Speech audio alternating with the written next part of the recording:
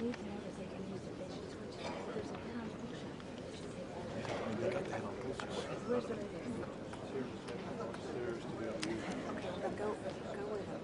take it. Oh, you can't take it.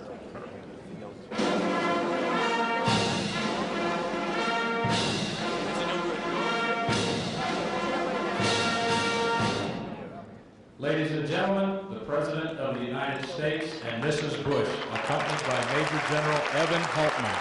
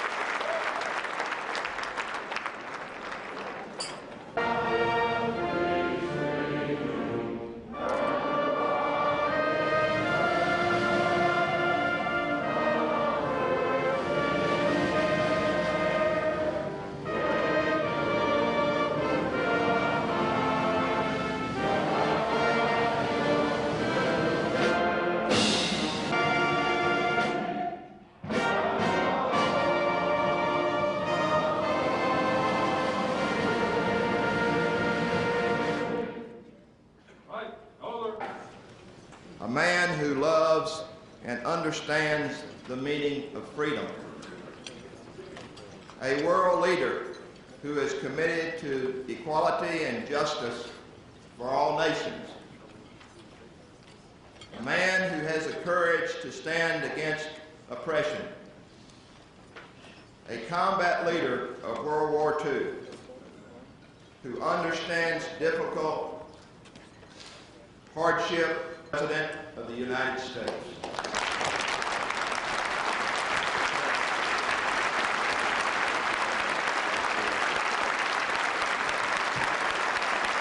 Thank you, General. Thank you very much. Thank you all.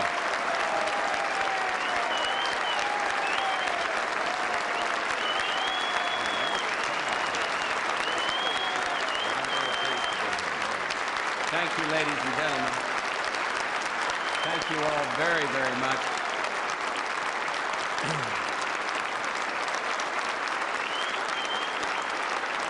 Thank you so much for that warm welcome.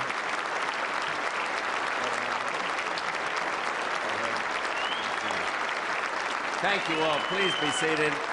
Thank you, General Bob Hope. And I'm pleased to see so many members of Congress here tonight. I'm going to get in trouble, but I want to single out Senator Strom Thurmond and Senator Ted Stevens, and of course a great friend of the reserve, my old friend Sonny Montgomery over here, the general, and all the rest of the members who are with us tonight. My apologies to all for speaking before the broccoli and leaving, but given the circumstances, I'm sure you'll understand. And I'm proud to share this evening with the leadership of the Reserve Officers Association, and I'm deeply honored to be named Minuteman of the Year. But I know tonight our thoughts go out to men and women earning the honor of a grateful nation at this very moment. The citizen soldiers, 100,000 strong, serving now with the coalition forces in the Gulf. And I salute them, each and every one.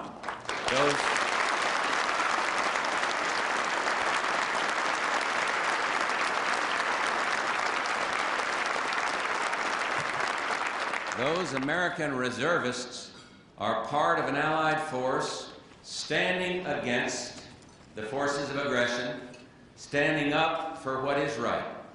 They serve alongside hundreds of thousands of soldiers, sailors, airmen, Marines, and Coast Guardsmen of 27 other nations. All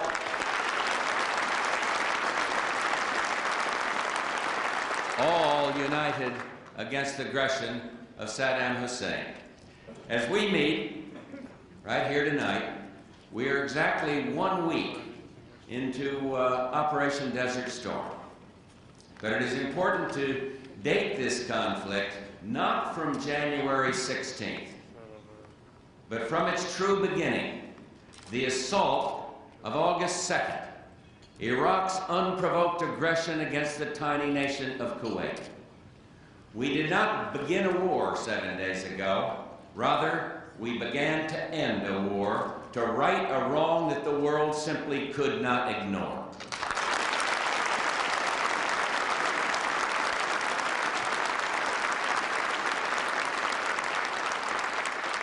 From the day Saddam's forces first crossed into Kuwait, it was clear that this aggression required a swift response from our nation and the world community.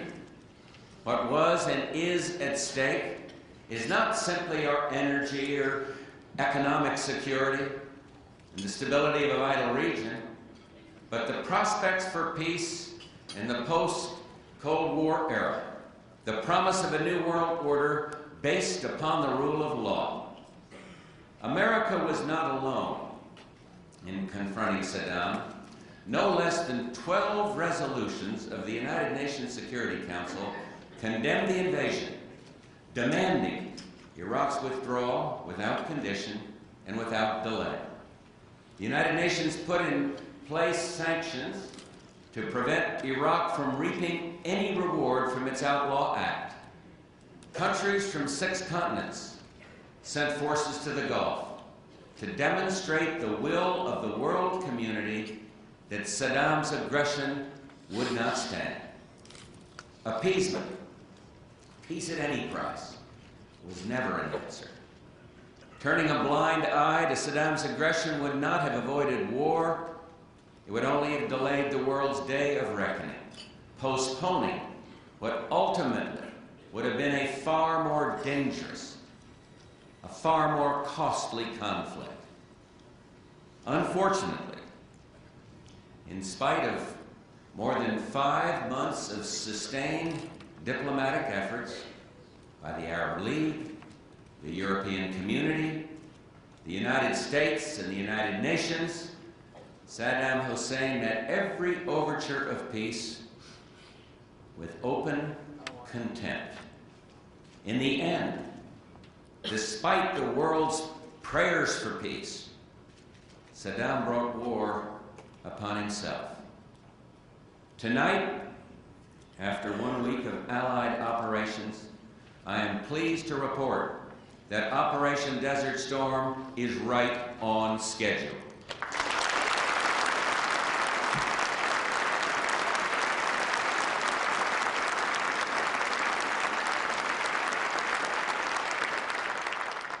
We have dealt, and I salute General McPeak and the airmen flying under United Command out there from the Navy and the Marines, as well as, of course, the Air Force. I salute him. We dealt a severe setback to Saddam's nuclear ambitions. Our pinpoint attacks have put Saddam out of the nuclear bomb building business for a long time to come.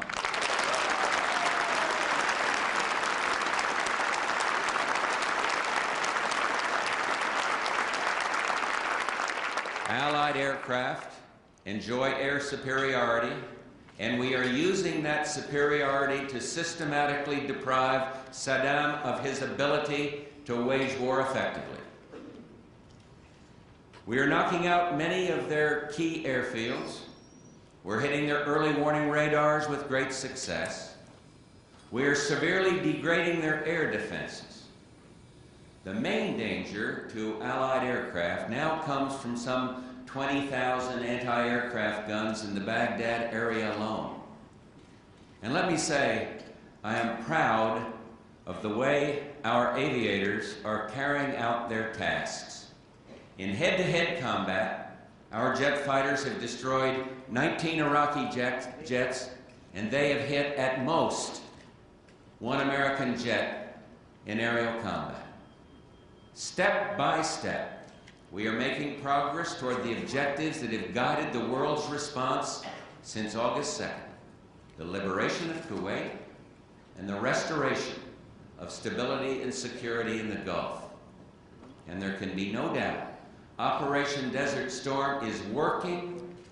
There can be no pause now that Saddam has forced the world into war. We will stay the course, and we will succeed all the way.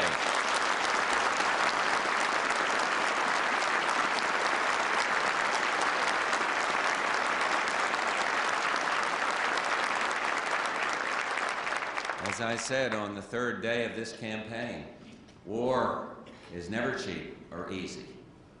There will be problems. There will be setbacks. There will be more sacrifices. But let me say, I have every reason to be very pleased with our progress today. Saddam has sickened the world with his use of Scud missiles, those inaccurate bombs that indiscriminately strike at cities and innocent civilians in both Israel and Saudi Arabia. These weapons are nothing more than tools of terror, and they do nothing but strengthen our resolve to act against a dictator unmoved by human decency.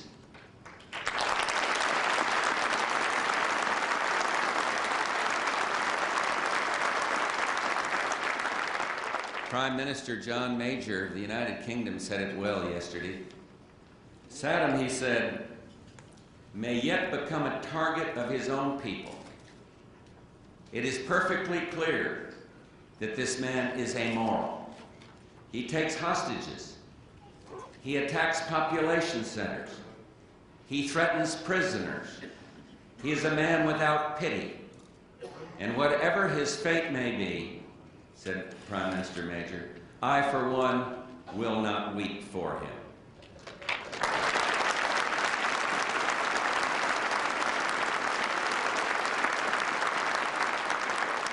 No one should weep for this tyrant when he is brought to justice. No one, anywhere in the world.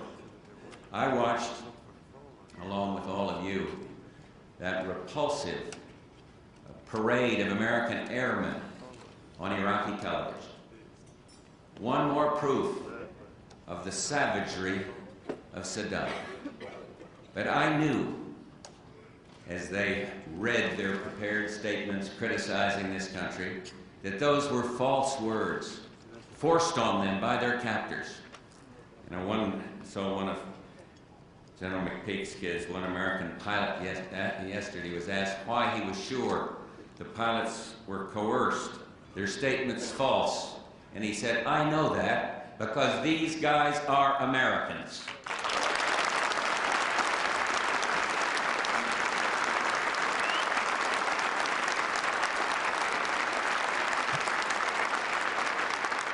He could well have said the same thing about the other pilots being held from Britain, Italy, and Kuwait, all men of courage and valor too.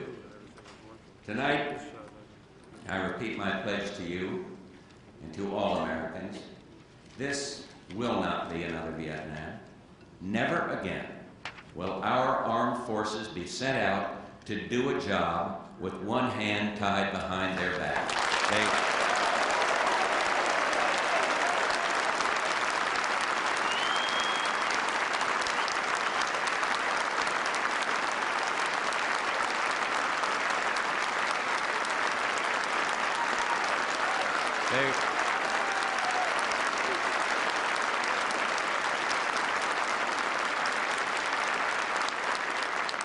will continue to have the support they need to get the job done, get it done quickly, and with as little loss of life as possible.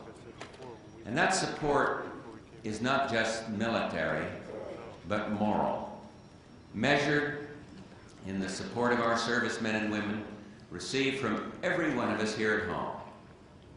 When the brave men and women of Desert Storm return home, they will return to the love and respect of a grateful nation. And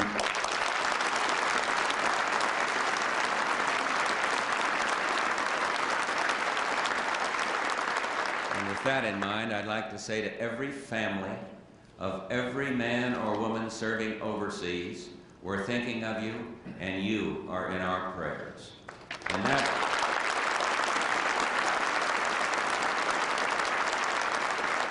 is where I will close, with the aim of protecting American lives and seeing the heroes of Desert Storm return home safe and sound. All life is precious, whether it's the life of an American pilot or an Iraqi child. And yet, if life is precious, so too are the living principles of liberty and peace, principles that all Americans cherish above all others, principles that you and your comrades on duty tonight have pledged to defend. Thank you for this warm welcome tonight and for your strong support, and may God bless the United States of America. Thank you very, very much.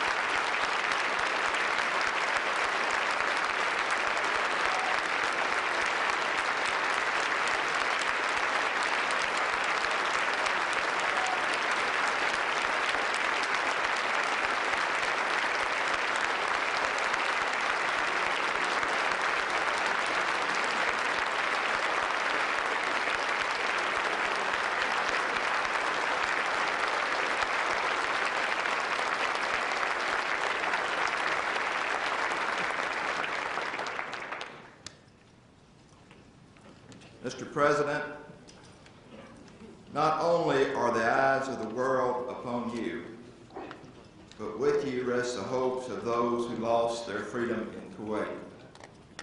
And all of us here tonight cherish and understand the meaning of freedom. We know no country can be secure if tyrants are allowed to impose their will on other nations. If the United States does not stand strong against oppression, the weak have no place to turn. Your willingness to defend the helpless strengthens the leadership position of the United States in the world community. And thus, the Reserve Officers Association of the United States is extremely proud to honor you as a citizen who has contributed the most to national security, and I would add, ultimately, to the security of the entire world. The Reserve Officers Association of the United States is highly honored to present to you the 1991 Minuteman of the Year Award.